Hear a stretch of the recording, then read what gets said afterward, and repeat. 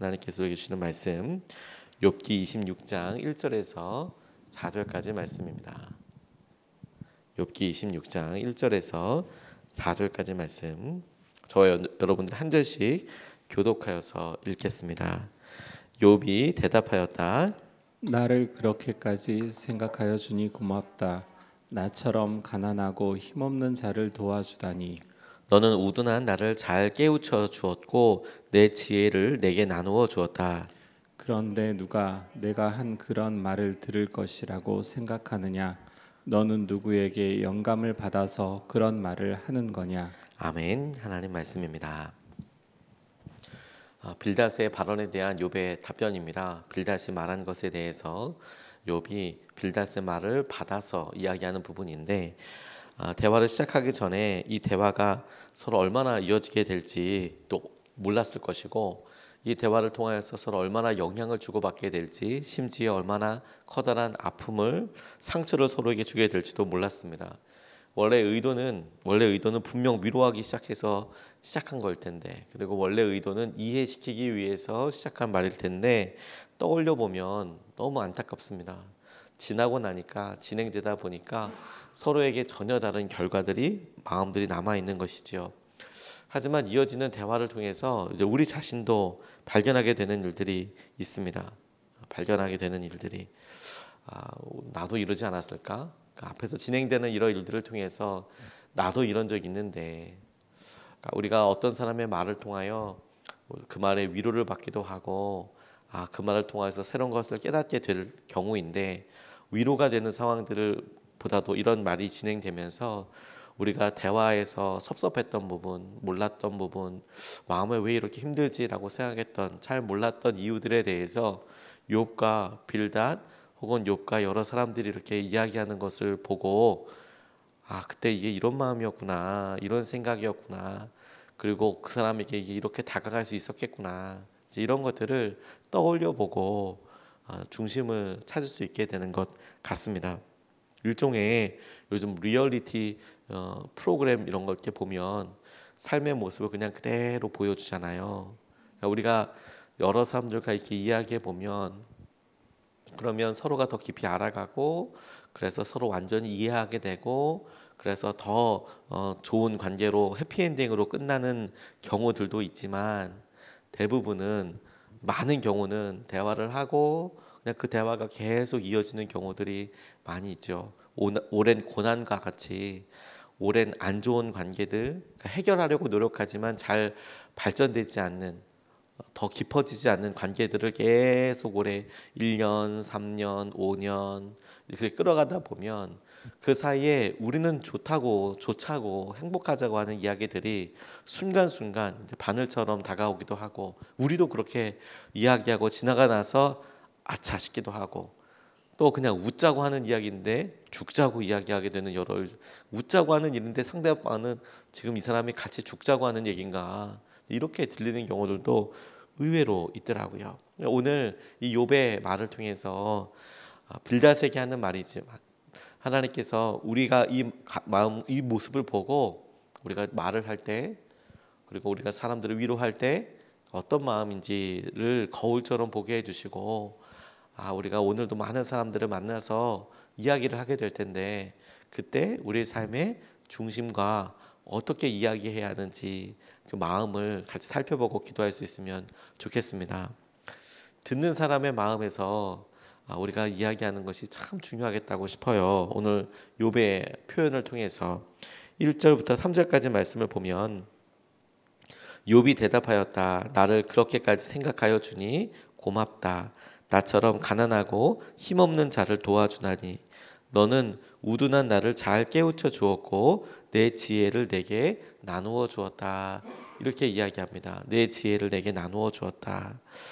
자, 이 말만 보면 그냥 이렇게 깨닫구나 이렇게 생각하기 쉽지만 우리는 이 말이 말 그대로의 의미가 아니라는 것을 분위기상도 잘 알고 있고 또 바로 전에 빌닷이 욥에게 했던 말을 통해서도 짐작할 수 있습니다. 욥이 지금 대답하고 있는 이 말의 뜻과 의미를 우리가 잘 알고 있죠. 자신 느낀 것과 말하고 싶은 것을 반대로 표현해서 이야기를 듣는 사람에게 본인의 이 상한 마음과 감정을 그냥 훅 전달하는 방법들이 있죠. 좋겠구나, 그래, 좋겠어.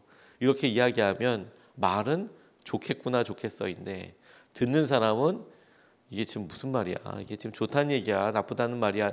헷갈리지 않고 마음 엄청 상했구나.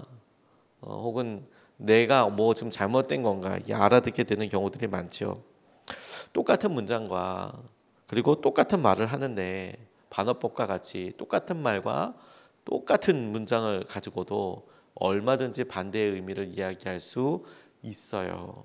그리고 안타깝게도 사람들마다 이것을 표현하는 방법과 수위가 달라서 이 사람이 계속 하는 이야기가 어떤 사람에게는 그냥 좋게 들리는가 보다. 그리고 계속 이야기하고 듣는 사람은 너무 그게 힘들고 어려운데도 막 그래서 제대로 표현하고 있는데 이게 시정되지 않으니까 너무 힘들고 어려운 경우들이 많이 있죠.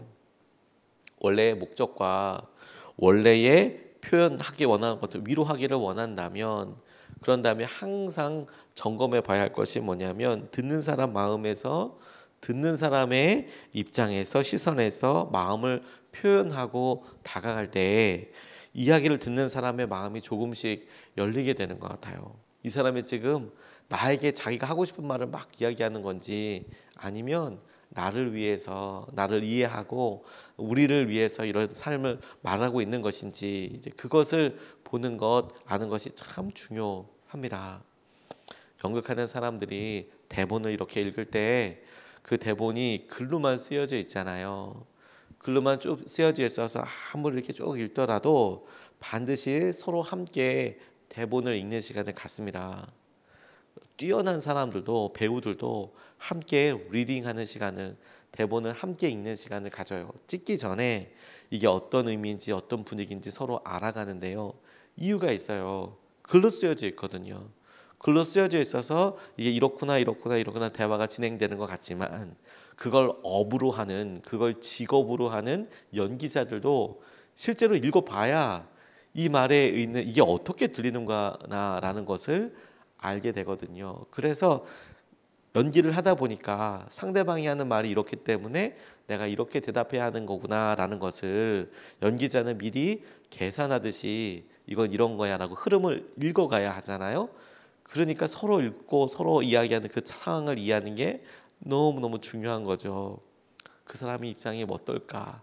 그 사람은 어떤 상황인가? 그걸 스스로도 읽지만 그런데 사람들이 말하는 상황을 함께 해보는 것을 통해서 내가 이 말이 이렇게 들릴 거고 그 사람 말에 내 감정은 이렇게 변하는구나라는 것을 계산해 볼 수 있어요.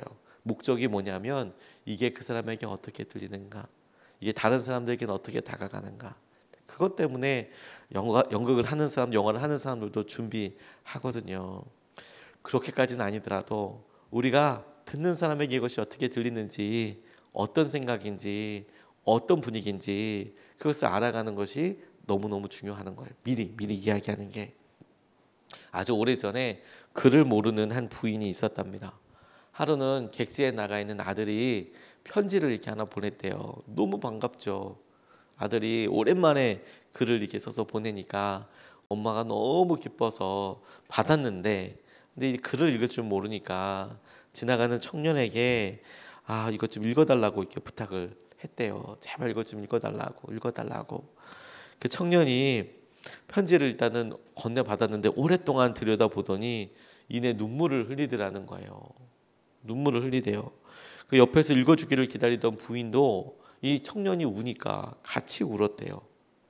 부인은 아무런 뜻도 모르는 청년이 아무 뜻도 모르고 청년이 우니까 따라서 그냥 덩달아 운 거예요. 근데 지나가던 나그네가 웬 청년과 부인이 울고 있으니까 같이 옆에서 울어줬어요. 같이 울었어요. 또 얼마 후에 부인이 청년에게 왜 우는지를 물어봤대요. 왜 우냐고 무슨 내용이냐고 거기 안에. 그랬더니 이 청년이 대답하기를 저는 부모님의 말씀을 어기고 학문에 힘쓰지 않으므로 무식하여 글을 읽을 줄 모릅니다. 부인의 부탁을 받고 심히 민망스러워서 울었습니다. 그러니까 청년은 부인에게 되물었대요. 부인은 왜 우셨습니까? 그러니까 이 부인이 대답하기를 나는 청년이 편지를 들여다보며 울기 시작하자 내 아들이 죽었다는 소식인 줄 알고 슬퍼서 울었다. 청년이 또 나그네에게 당신은 왜 울었습니까? 라고 물어보니까 두 분이 서럽게 울고 있기에 그냥 지나가면 매정하다고 할 것 같아서 저도 같이 울었습니다. 그러니까 다 이제 뜻도 모르고 이제 울게 되는 것이죠.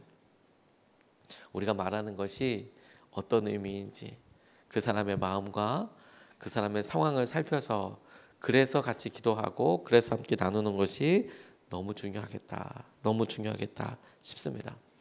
밝은 사람 뒤에는 검은 암막 같은 게 있대요.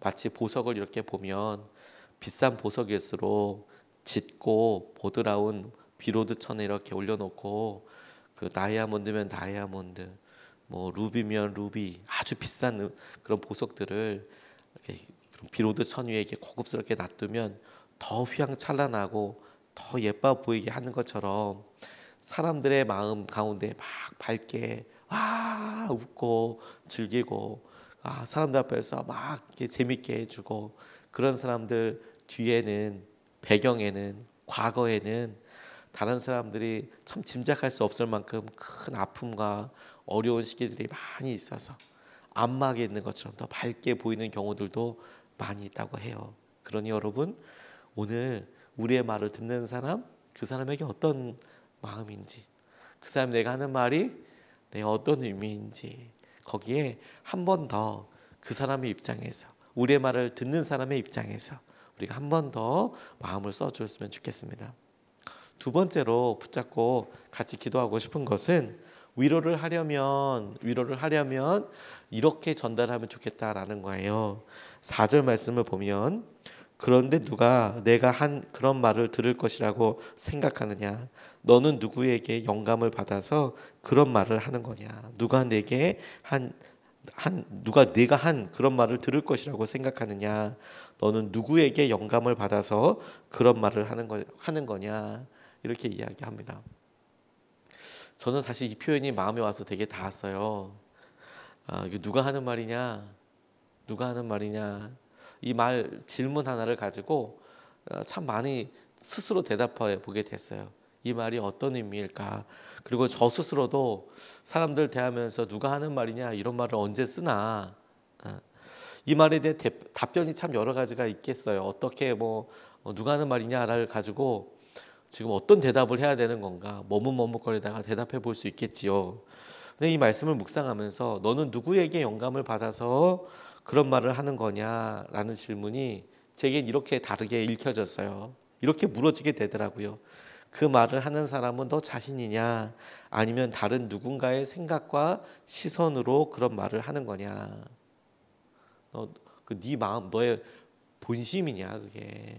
일본어에는 혼기라는 말이 있어서 너의 진심으로 하는 말이냐 아니면 다른 누군가의 생각, 체면이나 혹은 우리가 옳다고 생각하는 사람, 우리가 아는 사람, 우리에게 영향을 준 사람, 그 사람의 입장에서 그래 이렇게 내가 말하는 거냐 아니면 내가 정말 그 일을 경험하고 내 마음속에 그것이 정말 진심으로 공감이 되고 내가 경험해봐서 아는 그 말을 이 사람에게 이렇게 전달하려고 하는 거냐. 물론 우리의 말이 대부분 여러 가지가 섞여 있죠. 대화를 하다 보면 이 사람에게 도움될 만한 그런 것을 가지고 이야기를 해줄 수도 있죠. 집사님 내가 책을 읽어보니까 어느 목사님이 이렇게 이야기하더라고. 어느 장로님이 이런 일을 겪으셨다고 하더라고. 그게 나한테 참 힘되더라. 그렇게 이야기해 줄 때도 많죠. 그런 일들이 다 잘못됐다고 이야기하는 것은 아닙니다. 그런데 정말 위로하고 내게 있어서 정말 소중한 사람들이 아파하고 힘들어할 때 어떤 말이 가장 중심이 되어야 하나? 어떤 말이 정말 중심이 되어야 하나? 그거에 대해서 이제 질문해 보게 됐어요. 어떤 마음이 전달이 되느냐? 언젠가 어떤 분이 지하철 2호선을 이렇게 탔는데 이게 뱅글뱅글 돌잖아요. 2호선이 홍대 입구역에서 이렇게 타서 지하철 타고 이렇게 가는데 맞은편 좌석에 할머니와 손자가 이렇게 어딜 가는지 이렇게 앉아 있더래요. 근데 이제 아이가 이제 막 이렇게 예쁘기도 하고 이제 가만히 이렇게 보는데 아이의 안색이 이렇게 좋지가 않더래요. 아픈 것 같더라고. 딱 봐도. 할머니 손에는 약봉지가 이렇게 들려 있더래요. 그러니까 이 아이가 뭐 먹을 애가 먹는 건가 보다. 일단 애 약들은 좀 다 큽니다. 왜냐하면 그 케이스 같은데 이렇게 담겨 있을 때 덜어 먹어야 되니까 아무튼 이게 좀 커요. 어른들이 먹는 것들은 알약이 빵빵하게 있는 느낌과 안에 무슨 이렇게 튜브 같은 게 막 들어 있어 가지고 빵빵한 거랑 좀 느낌이 다르잖아요. 딱 봐도 애가 먹는 거 같은 느낌이 드니까 병원에 다녀온 듯 했대요. 근데 할머니가 손자 이마에 손을 이렇게 올려보더니 웃으면서 이렇게 말하더래요. 아직 열이 있네. 우리 저녁 먹고 약 먹자. 이렇게 이야기하더래. 아직 열이 있구나. 저녁 먹고 약 먹자. 이렇게 웃으면서 말했는데 손자가 커다란 눈을 끔뻑이면서 이렇게 할머니한테 대답하더래요.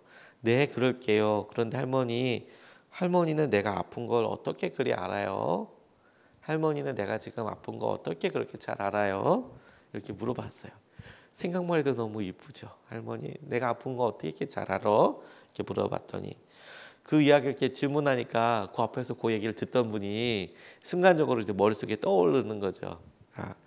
뭐 할머니 입에서 나올 수 있는 몇 가지 유형의 말을 예상해 봤는데 나이가 들면 자연스럽게 알게 된다. 이런 말도 할 수 있겠고 할머니는 다 알지. 뭐 설명하기 어려우면 그렇게 얘기할 수도 있잖아요. 근데 할머니가 전혀 새로운 말을 이렇게 툭 하시더래요. 할머니가 손자의 헝클어진 앞머리를 이렇게 쓸어 넘기면서 이런 말을 하시더래요. 그게 말이지 아픈 사람을 알아보는 건 더 아픈 사람이란다.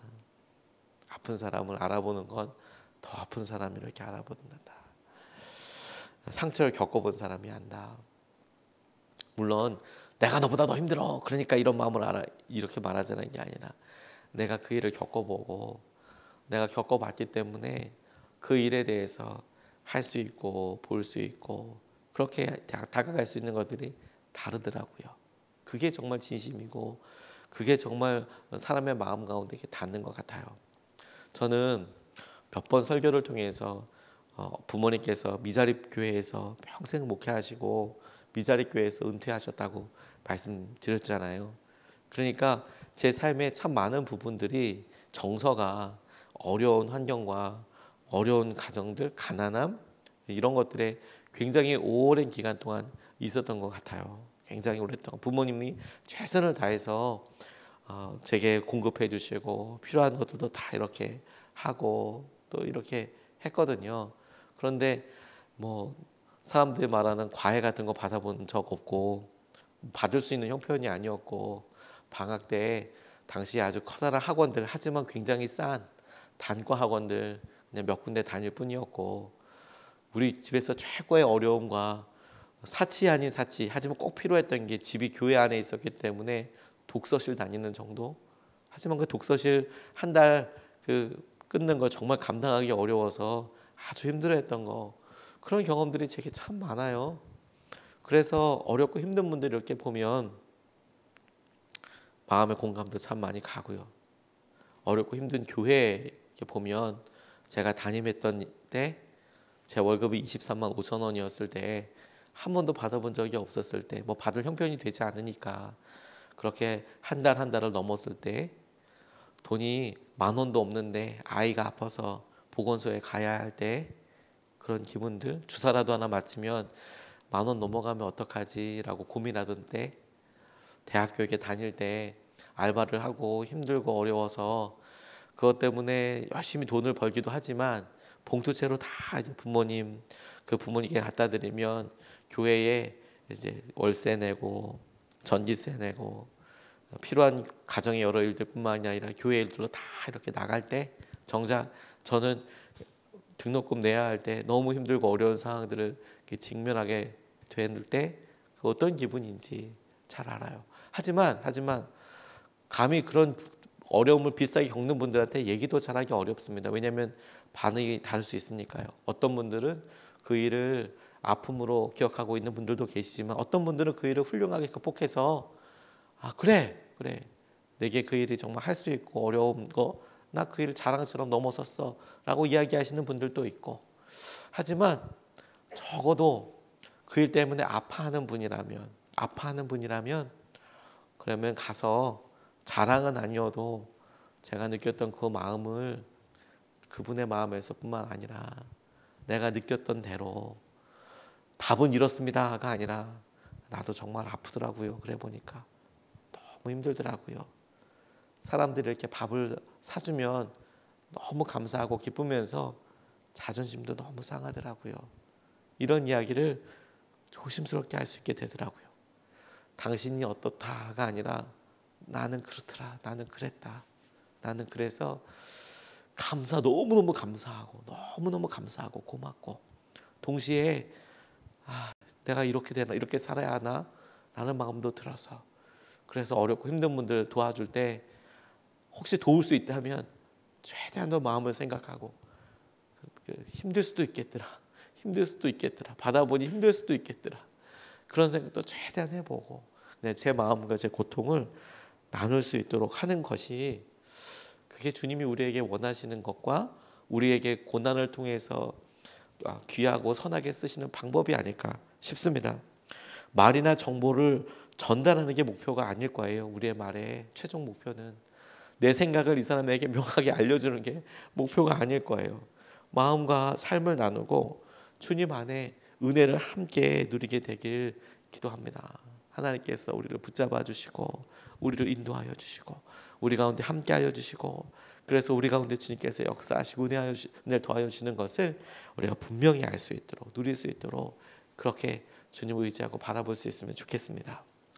두 가지 말씀을 같이 나눴어요.